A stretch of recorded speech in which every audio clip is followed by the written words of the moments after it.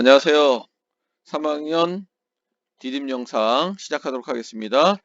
자, 41번째 디딤 영상에 이은 디딤 영상입니다. 그래서 이 시간에는 마저 우리가 저번 시간에 보완 처분에 대해서 얘기하고 있었죠. 그 보완 처분과 관련된 얘기를 하고 그 다음에 문제를 풀어보는 시간을 갖도록 할게요.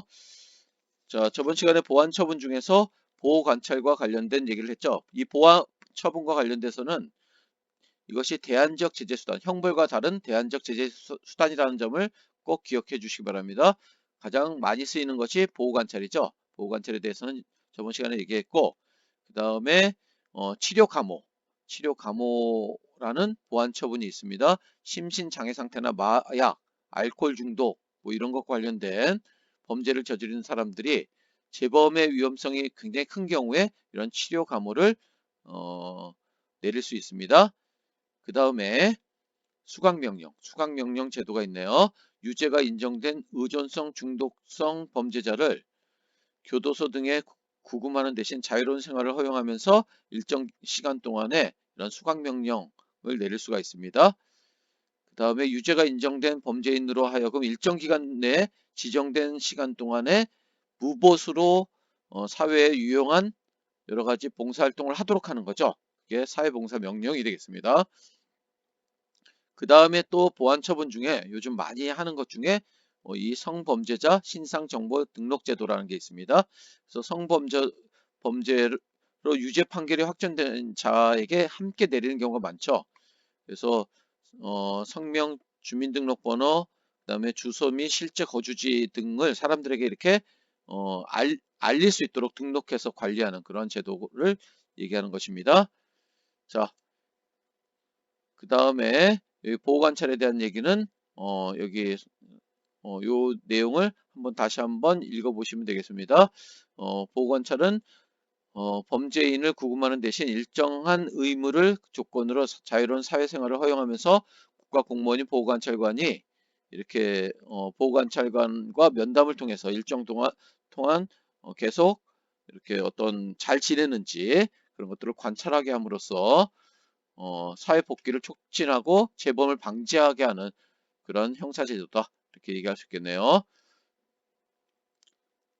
자, 그 다음에 소년법상 보호처분이라는 게 있습니다. 소년법상의 보호처분. 그래서 이 보호처분은 몇 세냐면은 10세 이상, 19세 미만의 소년에 해당되는 사람들에게 어, 내려지는 것으로서 보호관찰, 이 보호처분, 소년법상의 보호처분이 내리면 보호관찰이 내려질 수도 있고, 그 다음에 소년원 송치처분이 내려질 수도 있습니다. 그래서 처벌보다는 선도에 초점이 있으며, 이 소년법상의 보호처분이 내려지면 이거는 전과 기록이 남지 않는 점에서 다른 어떤 형벌과는 좀 차이가 있네요. 그래서 좀 더 알아보면은 소년법상 보호처분 중 소년원 송치 처분을 받은 10세 이상 19세 미만인 자 등을 보호하여 교정 교육을 하는 법무부 소속 특수교육기관을 얘기하는 것입니다. 소년원이라는 것이. 그래서 실형이 확정된 소년범의 형을 집행하는 소년교도소와는 다르다는 점. 14세 이상이면은 어떻게 될까요? 14세 이상이면은 형사 미성년자가 아니죠.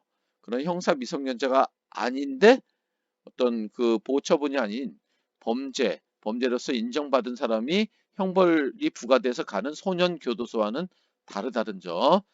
그래서 이 소년법상의 보호처분을 받아서 소년원에 가는 경우에는 수용 경력도 전과 기록으로 남지 않는다는 점. 이런 것이 차이가 있습니다. 자, 그러면은 개념 체크 문제 풀어보도록 할게요. 도로교통법, 폭력행위 등 처벌에 관한 법률 이런 것들은 그쵸 실질적 의미의 형법에 해당되고, 형법은 범죄를 저지르면 형벌이 부과됨을 미리 알려 잠재적 범죄자가 범죄를 저지르지 못하도록 하여 일반 국민을 범죄로부터 보호하는 기능을 한다. 적정한 법률이 없으면 범죄도 없고 형벌도 없다. 여기서 적정한 말이 중요한 말이라고 했죠. 바로 현대적 의미의 실질적 의미의 죄형 법정주의를 얘기한다. 어떤 행위가 범죄이며 각각의 범죄에 대해 어떤 형벌이 부과되는지가 명확하여 누구나 알 수 있어야 된다는 거. 명확성의 원칙이 되겠습니다. 범죄와 형벌 간의 적정한 균형이 이루어져야 된다는 거. 이건 뭘까요? 그쵸? 바로 적정성의 원칙이고, 자, 6번은 유법성, 책임의 요건을 모두 갖춰야지 범죄로서 성립한다. 그 다음 법령에 의한 행위. 가장 대표적인 것이 현행범의 체포 얘기했습니다. 업무로 인한 행위 등은 위법성 조각사유 중 그쵸 바로 정당행위에 해당된다. 뭐 의사가 정당하게 의료행위를 하다가 다치게 한 거라든지 이런 경우에는 업무로 인한 행위라고 볼 수 있겠네요. 정할 수 없는 강요된 행위는 책임이 조각된다, 없어진다 이렇게 얘기했습니다. 징역은 근거와 달리 자 노동형 뭐라고 했죠? 정의역을 부과한다. 범죄자의 사회 복귀와 사회 질서의 보호라는 목적을 달성하기 위한 대안적 제재 수단 하면은 보완 처분이 있었습니다. 소년법상 보호 처분은 10세 이상 19세 미만인 자에게 내릴 수 있다. 14세 이상 범죄를 저질러서 형벌을 받는 소년은 어떨까요? 미성년자인 경우에는 소년교도소에 가는 거죠. 근데 소년법상의 그런 어떤 그 보호 처분을 받은 사람은 소년원에 가게 되는 거죠. 소년원에 갈 수도 있는 거죠.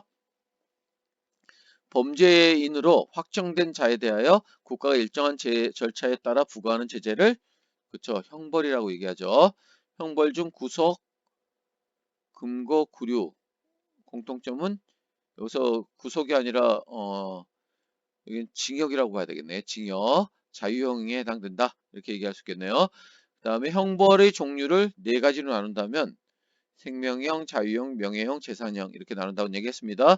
명예형에 해당되는 것으로는 자격 상실과 자격 정지 이렇게 있고 형벌제도의 문제점을 보완하기 위한 형사 정책 수단으로 어떤 것이 있는가 했는데 보호관찰, 치료감호, 사회봉사명령, 수강명령 또는 성범죄자 뭐 등록제도 이런 것들이 있다는 얘기했습니다. 자, 확인 문제 함께 풀어보도록 할게요. 다음의 조항이 포함되어 있는 A법. 여기서 A법은 뭘 의미할까요? 그렇죠. 형법을 의미하는 거죠. 형법을 의미하는 것이니까 자 여기서 정답은 그쵸 3번이 되겠습니다. 자 개인의 자의적 보복이나 응징을 금지하는 거고 자 국가 형벌에 대한 재량을 확대함으로써 범죄를 예방한다 했는데 자 국가 형벌권에 대한 재량을 확대한다는 말, 이 말이 좀 잘못됐다고 봐야 되겠네요. 자, 그 다음에 요 4번은 뭐에 대한 얘기일까요? 4번은 질서를 유지한다. 그러니까 보호적 기능과 관련있는 얘기라고 할 수 있겠네요. 그 다음에 2번 문제 가도록 할게요. 밑줄 친 이것으로 옳은 것은 했는데 여기서 이것은 뭘까요?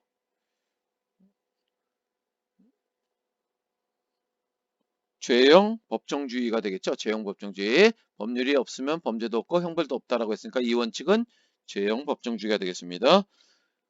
자, 그래서 여기서 정답은 몇 번일까요? 정답은 2번이 되겠죠. 2번. 자, 1번은 왜 틀렸을까요?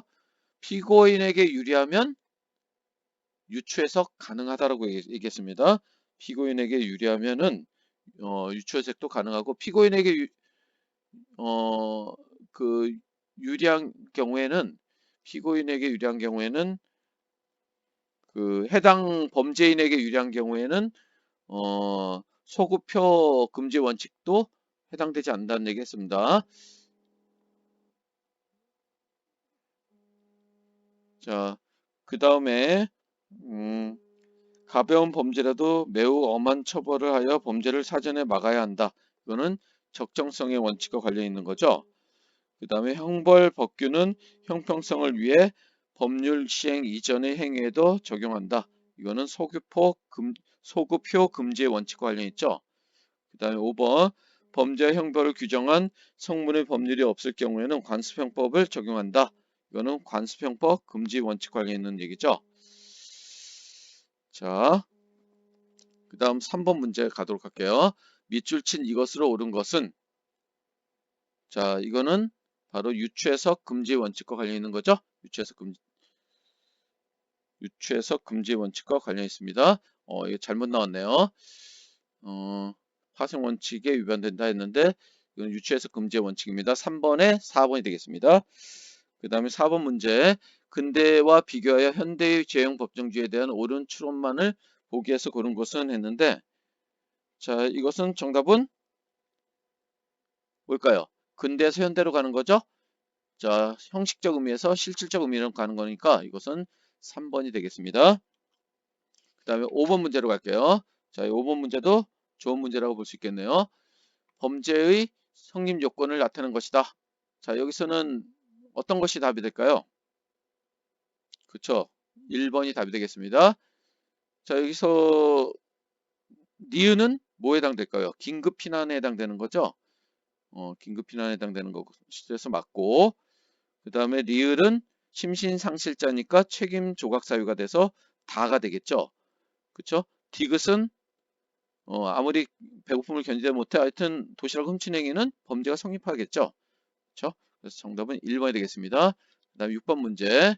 자, 6번 문제는 자, 갑 13세니까 뭐가 될까요? 갑은 미성년자, 형사 미성년자가 돼서 책임 조각 사유에 해당되죠. 자, 을은 자, 협박을 받았죠. 협박을 받았으니까 강요된 행위라고 볼 수 있겠네요. 그래서 정답은 여기서 3번이 되겠습니다. 그 다음에 7번 문제. 밑줄진 기역 미음에 대한 설명으로 옳지 않은 것 했는데 여기서 정답은 자, 2번이 되겠습니다. 2번. 그 다음에 8번 문제. 8번 문제는 여기서 가는 뭘까요? 형벌에 해당되는 거죠. 나는 보안 처분에 해당되는 거죠. 그래서 정답은 4번이 되겠습니다. 4번. 자, 수고했습니다.